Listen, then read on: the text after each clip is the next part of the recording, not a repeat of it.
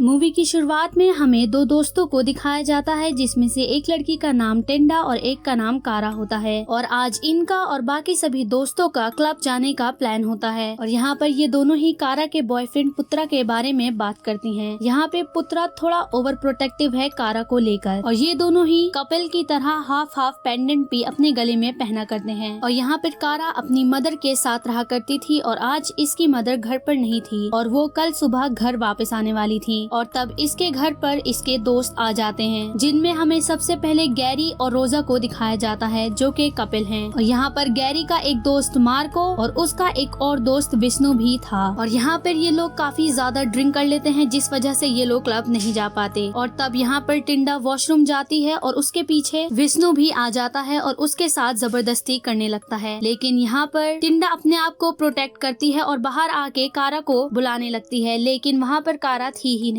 और जैसे न तैसे करके वो अपने घर चली जाती है। और अगली सुबह जब कारा की मदर घर पर आती है तो वो घर की हालत देखती है, जो कि बिल्कुल भी सही नहीं थी। और वो वॉशरूम में जाती है, जहाँ पर शावर भी ऑन था और बाथटब पर भी खून लगा हुआ था। जिसके बाद उसकी मॉम टिंडा को कॉल करती है और उससे कल के बारे में पूछती है, तो वो उन्हें साफ साफ कुछ भी नहीं बताती। और अब कारा को गायब हुए 1 महीने से ज्यादा हो गया था। यहाँ पर टिंडा कारा को ढूंढने की काफी कोशिश करती है, लेकिन तब एक दिन वो पुत्रा से मिलती है। यहाँ पे पुत्रा उससे पूछता है कि उस रात हुआ क्या था, लेकिन यहाँ पर टिंडा को खुद कुछ भी नहीं पता होता। फिर पुत्रा कहता है कहीं वो भाग तो नहीं गई। फिर यहाँ पे टिंडा कहती है कि क्या पता वो तुम्हारी वजह से ही भाग गई हो। और ये बात करने के बाद टिंडा यहाँ से चली जाती है, क्योंकि ये पुत्रा को बिल्कुल भी पसंद नहीं किया करती थी। और फिर हमें कारा की माँ को दिखाया जाता है, जो कि एक शेमन टाइप औरत से मिलने के लिए आई थी और उसे सभी लोग ग्रैनी बुलाया करते थे। और तब ये उस शेमन से अपनी बेटी के बारे में पूछती है, पर पहले तो वो इसे कुछ नहीं बताती, लेकिन बाद में वो एक रिचुअल करके इसे बताती है कि वो मर चुकी है। और ये सुनने के बाद इसकी माँ पूरी तरीके से टूट जाती है। और फिर हमें बताया जाता है कि टिंडा अपने भाई आदि के साथ अकेले घर में रहती है, क्योंकि उसके पेरेंट्स की मौत कई वक्त पहले ही हो चुकी है। और उसके अगले दिन कारा की मॉम टिंडा को अपने घर बुलाती है, और वहाँ पर टिंडा देखती है कि उसकी फोटो पर उसकी माँ ने हार चढ़ा दिया है, क्योंकि उन्हें पहले ही पता चल गया था कि टिंडा अब मर चुकी है। तब उसकी माँ टिंडा से एक ग्लास पानी मंगाती है, पर यहाँ पर पानी बहुत ज्यादा खराब आ रहा था। और इस चीज की कंप्लेन कारा की माँ ने लेडी सेक्रेटरी से भी की थी।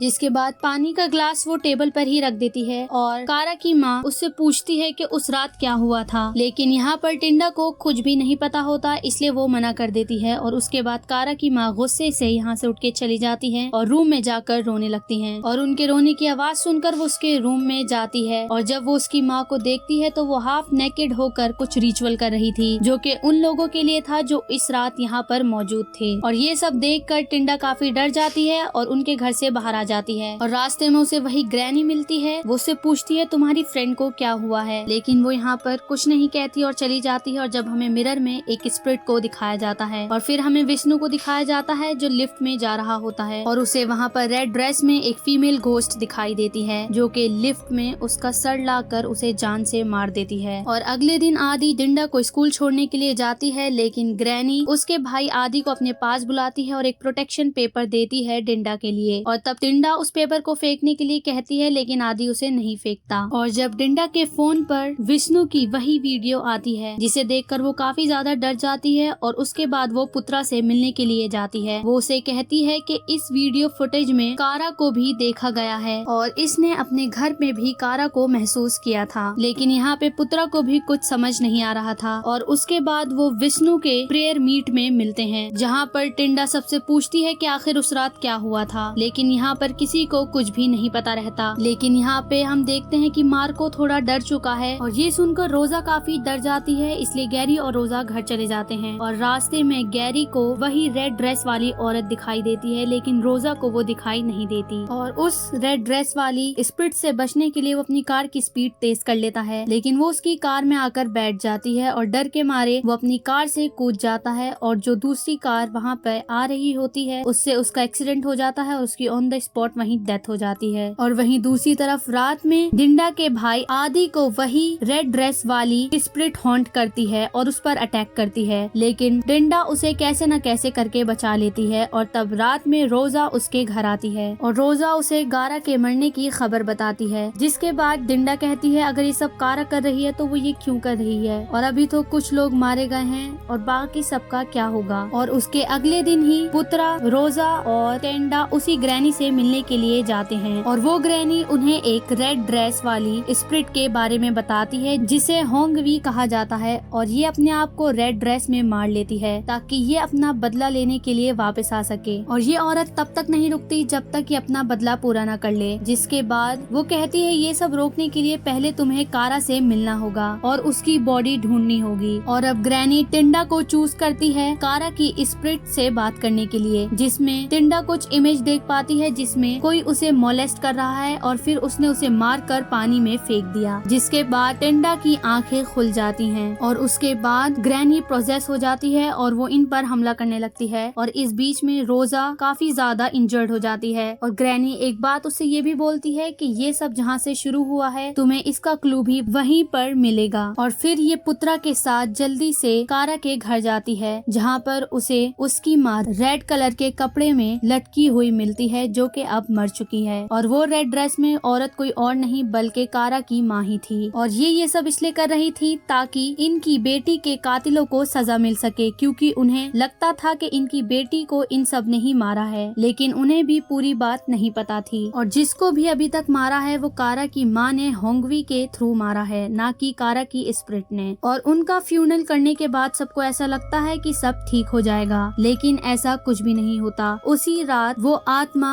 रोजा को भी मार देती है और उस रात उसका भाई आदि नहाने के लिए जाता है, जिसे वही आत्मा प्रोसेस कर लेती है और टिंडा पर हमला करवाती है, लेकिन कैसे न कैसे वो सिचुएशन संभाल लेती है। और तब वो पुत्रा को कॉल करती है, कहती है कि हमें तो कारा की बॉडी को ढूंढना था और अगर हमने ऐसा नहीं किया तो ये सारी ही चीजें हमें मार देंगी। और तब कारा को एक चीज याद आती है कि कारा के घर में टैप में से खराब पानी आ रहा था और जो उसने विजन देखा था वो भी पानी का था, जिससे उसे एक हिंट मिलता है कि शायद कारा कहाँ है। और टिंडा पुत्रा को कारा के घर आने के लिए कहती है और वो उसके घर की मेन टंकी को चेक करने जाती है, जहाँ पर उसे कारा की डेड बॉडी मिलती है जो कि उसी दिन से यहाँ पर पड़ी हुई है जब कारा गायब हुई थी। और इतनी देर में पुत्रा भी यहाँ पर आ जाता है और उसके सर पे कुछ मार देता है जिससे वो बेहोश हो जाती है और वो पानी में गिर जाती है, जिसके बाद वो उस टंकी को बंद कर देता है। और तब हमें यहाँ पर बताया जाता है कि उस रात नशे में होने की वजह से